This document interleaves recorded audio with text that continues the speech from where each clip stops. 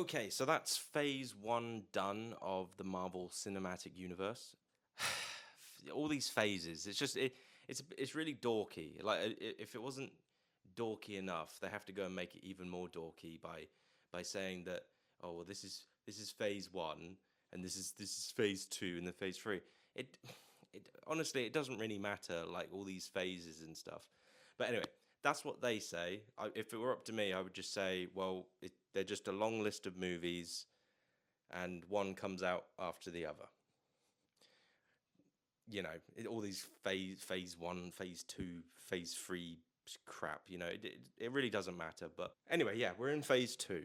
In my last video about the Avengers, I was struggling to actually like articulate and talk about that movie because really there is nothing really much to say about it. It's a good movie, and I can't really honestly find fault in it. It is what it is. I mean, there's a few problems with it.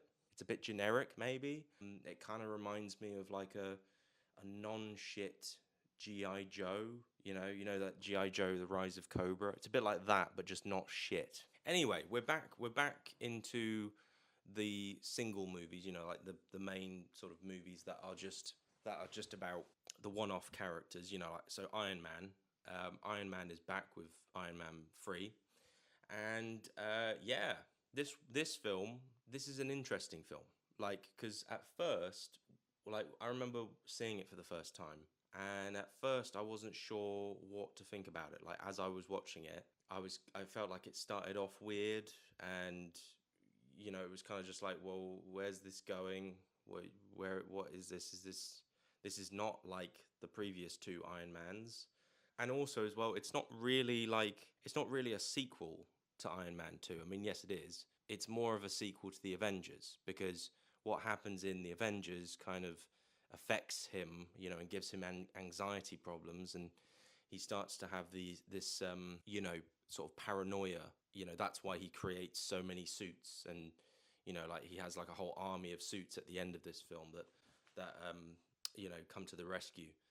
And it's sort of like it kind of yeah, it's a sequel. It's more of a sequel to the Avengers than it is to Iron Man 2, and it's got a completely different director. Shane Black is the new director. He wrote the Lethal Weapon films, like the early ones, and then he directed Kiss Kiss Bang Bang, which had Robert Downey Jr. in it, and he did The Nice Guys, and then he also did the Predator movie, which I don't think was all that great, but it had some entertaining moments.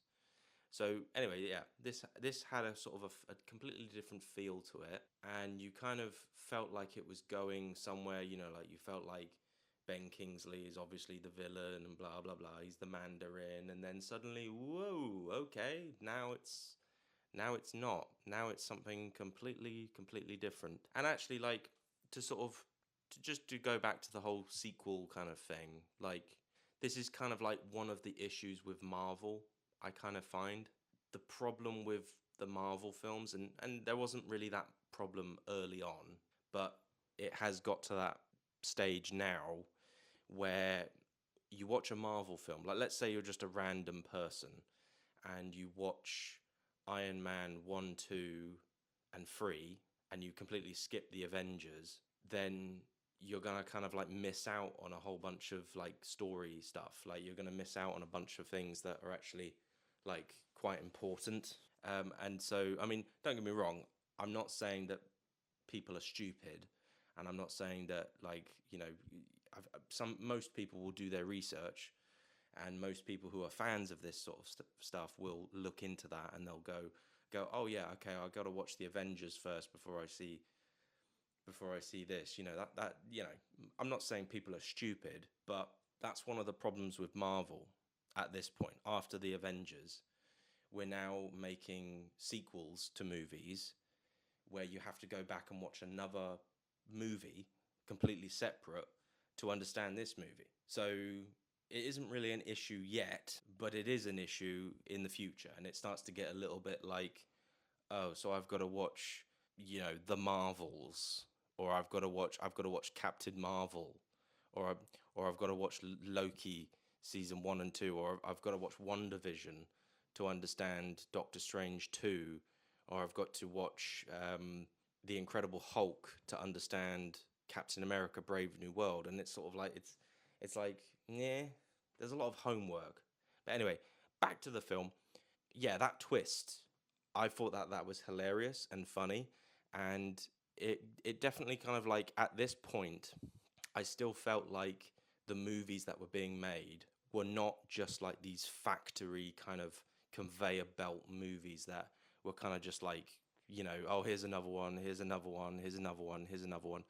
They were still kind of trying to legitimately make good movies that felt like they were their own movies. And this film definitely feels like a Shane. It feels like a Shane Black film. It's like definitely has his humor, and obviously it's set at Christmas, which is weird though because it doesn't look like it's set at Christmas, but it is. And I think that's obviously got something to do with the fact that, like, there's not much snow. Although there is a bit where he does go to a snowy town. He goes to a snowy town, and that looks a little bit more Christmassy. But yeah, like he likes to put all of his movies around Christmas time, which is quite funny. I would do that. I would do that. But no, I don't really have much to say about this. Like the cast are all good. Like Happy Hogan is back. Jon Favreau he's at least in the film. He's not directing, but he's in the film. Gwyneth Paltrow and him and Iron Man and Robert Downey Jr. still have that good chemistry. Guy Pearce is a pretty good villain. Oh, whoop, that's a spoiler alert. Don't. But yeah, he's all right. And Ben Kingsley is hilarious in this film, and War Machine is back. Don Cheadle, he's back in this film again. He's basically cemented himself as the character. Basically, like he is War Machine. Like there's no coming back for Terrence Howard. Like this is official. You're not coming back, mate. Not even in a multiverse movie. But yeah, Iron Man 3. Not much else to say about it other than it's good. Pacing is all right. Like I would say, like it gets better and better as it goes along. Like it starts off a little bit like, this is odd. This is a bit weird. I don't know where this is going. And then it gets to it, and it gets to the ending. There's a great big battle at the end with lots of Iron Man suits. It's quite creative and fun and comedic and hilarious. So yeah.